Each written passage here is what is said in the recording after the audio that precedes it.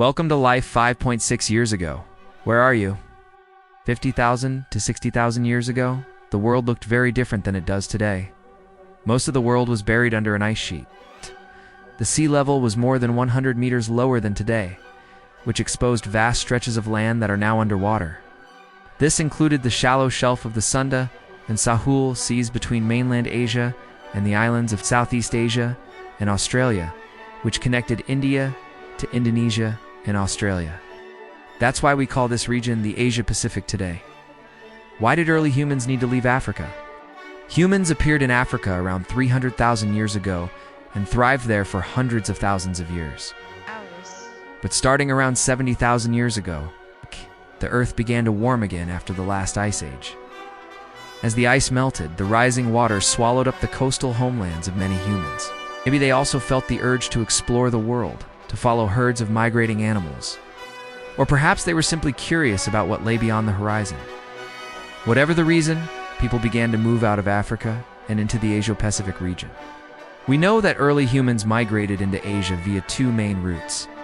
The first was from Africa to Arabia and then into South Asia. And the second route led them across into Southeast Asia and eventually to Australia. To make this leap, they had to build some kind of raft or boat. While there is no archaeological evidence of boats or rafts this old still existing, anthropologists have found evidence that points to their use. For example, stone tools found at various sites indicate that early humans had the capability to cut and shape wood, suggesting that they had the skills necessary to construct such vessels. In addition, studies have shown that the people who lived in South Africa between 70,000 and 80,000 years ago used the same type of stone tools that are associated with the later boat-building cultures, indicating a continuity of tradition that may have played a role in their maritime activities. It's believed that early humans used large logs of wood as the base for their rafts, which they would then attach together to form a larger vessel. These logs were then hollowed out using a combination of fire and stone tools to create space for people to sit and store supplies. Some researchers believe that the early humans may have used a type of dugout canoe made from a single piece of wood that had been hollowed out using a fire saw technique. This would have required a team of people to drag the log to the shore and then set it afloat. The journey across open water would have been both dangerous and uncertain. Storms could capsize their rafts or smash them against rocks. Hunger and thirst would have been constant companions, and there would be no respite from the sun's scorching rays. And there were also other dangers lurking in the waters around them. Early humans would have encountered sharks and other large sea creatures that would have been attracted to the scent of human blood and sweat. To defend themselves, they may have used spears to keep predators away. And if any got too close, they probably had no choice but to fight back with their bare hands and teeth. Yet despite all these challenges, early humans pressed on, driven by the need to survive and the desire to explore the unknown. They sailed into the vast ocean, guided only by the stars in the night sky, the rhythm of the waves and the direction of the wind. With no maps or compasses to guide them, they developed a keen sense of awareness of their surroundings, learning to read the subtle signs of the sea and the sky. The journey across the ocean would have taken weeks, maybe even months, and the mental toll on those brave enough to attempt it would have been immense. Fear and doubt would have crept in, whispering tales of danger and despair. But the early humans pushed on, their determination fueled by the hope of a better life on the other side of the horizon. As the first glimpses of land appeared on the horizon, their spirits would have soared, knowing that their ordeal was almost over. When they finally reached the shore, they would have collapsed in exhaustion, their bodies battered by the elements, but their spirits unbroken, for they had survived the perilous journey across the sea and emerged victorious on the other side. So let's get to know our family a bit. We'll call them the Tailay, meaning travelers in a fictional language. The Tailay are a group of early humans who lived on the shores of South Africa 70,000 years ago. Their days were spent searching for food, and their nights were filled with storytelling around the campfire. The Tailay had a deep connection to the ocean, and many of their myths and legends were about the sea and its creatures. They believed that the ocean was full of both beauty and danger, and they respected it accordingly. One evening, while the Tailay were gathered around the campfire, an elder spoke up, had a wild idea, an idea that would change the course of history. He suggested that his people should build a raft and sail across the ocean to see what lay beyond the horizon. The idea was met with a mix of excitement and fear. Many of the tribe members were skeptical, but the elder's passion was contagious, and soon they were all discussing the logistics of such an adventure.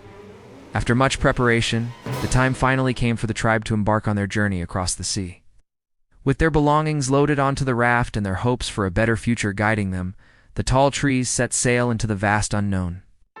As the raft moved further and further away from the familiar coastline, the ocean began to feel less like a source of sustenance and more like a dangerous and unpredictable force of nature.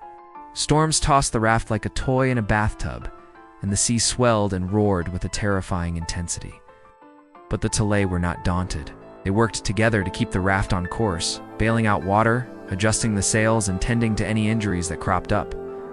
The scarcity of food and water was a constant challenge, but the tribe rationed their supplies carefully and never lost hope.